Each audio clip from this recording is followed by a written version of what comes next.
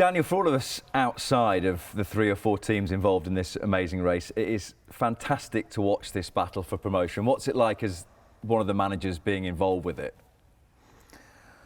You're concentrated on your own team, and you concentrate on your own performances, concentrated on the content. It's more or less the same stuff that you work on and would do if you're in a different position. After each and every game, you analyze what your team has done well, what you have to do, and we're not too much into it and doing some math or thinking about what will be in a few weeks. So we live in the here and now, and I just focus on the here and now. Otherwise, it's not possible to be successful. It's interesting that you say that, because I think the obvious stock answer is we focus on ourselves, and obviously you have to game by game. But just between me and you, do you look at, when you get in from a match, what Leicester have done or what Ipswich have done or what Southampton have done? How quickly do you think, oh, I wonder what their result was? Not at all, straight away after. Promise? Yeah, really, because I have to talk to you guys and explain my own game, and for that I have to watch the scenes back when the red card is not given or perhaps the penalty is not given, and I have to think also about the messages that I need to send to my players, to our supporters, to the public. So for that, I'm at the moment when I come in from the game, I'm not bothered about the other games, because I'm not sitting on the bench and following with a mobile how are the results. I'm just focused to the last second on what we have to do, and then also the following hours is still work, because it's important that straight away you give the right messages also to your team in the dressing room, and all the other results are not important. When you're then returning home, you're sitting on the sofa, of course you have a look, and it's also perhaps nice to speculate a bit about it, but if I'm honest, so it doesn't change anything in my work. You just have to focus on what you can influence, and once you have to work, you have to work. In terms of the race for promotion then, do you find that because you've been here before with Norwich, does that make it any easier? Do you feel you're getting to this stage of the season knowing what's required to get your team to the Premier League? No, because we can't get some additional points for my success at Norwich, and sadly it's because it works there in different scenarios. It's sadly also not a guarantee that the outcome is the right way. But on the other hand, experience always helps. So once you were in the position before, what it makes also to have experience, what it does with the group, also with the processes within the group. Once you're in a chasing position or in a leading position, once you're coming and edging closer to the crunch time period period of the season. It's good to have the experience, and that you know what you have to do, and you're not too emotional, and you don't lose your cool, and are not over-excited or over-motivated.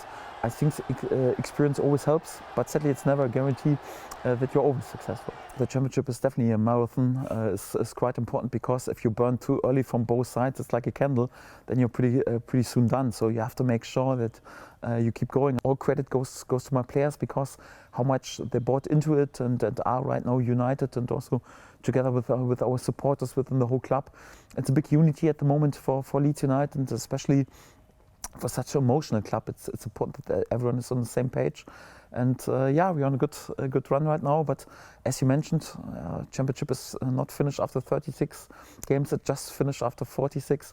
And so for that, we have to keep going. You talked about not wanting any team you have to be a candle that burns out. You're on a run now of 10 wins from 11 games. Again, to take you back, 2018-19, you end the season with 20 games unbeaten, including 8 straight wins. 2020-21, an unbeaten run of 13 matches with 11 wins between February and April. So this is your time of the year. What is it about this sort of sprint to the finish that seems to bring the best out of your teams? Well, if a candle is never inflamed, it also makes no sense. So the fire has to burn as well, and this is also what we enjoy. So I really enjoy once it comes down to the crunch time period, when the pressure is high, when the going gets tough. So I like this period, because I'm also, like, as a player, I was a competitor, and I'm a competitor even a bit more as a manager. Always it comes along with lots of expectations and also pressure, but I quite like if in this circumstances, when everyone goes crazy and goes nervous, that you then try to stay cool and lead the players and the group of players in the club in a calm way, but also make sure when it's necessary that everyone is really fired up and we play with fire in the heart. So to play with fire in the heart, but cool in the head, I think this is always a a good choice, and this is what we're trying to do. And especially when the storm is really there and the crunch time period starts. Yes, we're looking forward to have the spirit, and let's see what the outcome is. And is that what you want psychologically then from your players, to be harnessing the pressure that comes with playing for Leeds United, the thought that everyone thinks that you should be going back up at the first attempt? You want your players to say, yeah, bring it on, we'll have a bit of that in the next 10 games? Well, if you sign a contract for Leeds United, if you're a player, a staff member, a manager, whatever, you have to know what you do. This club is so big in terms of emotions, also with a huge fan base.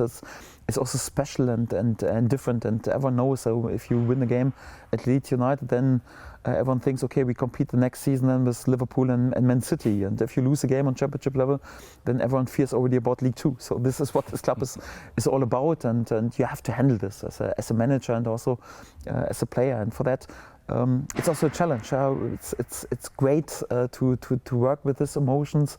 And for that, it's not always easy to handle it, but it's also a big challenge. And we must not forget that we also play this game with a smile on our face, because we once started just not because of contracts or promotion or business. We all just started to play football because we love this game. And this, what you must not forget also in this important periods.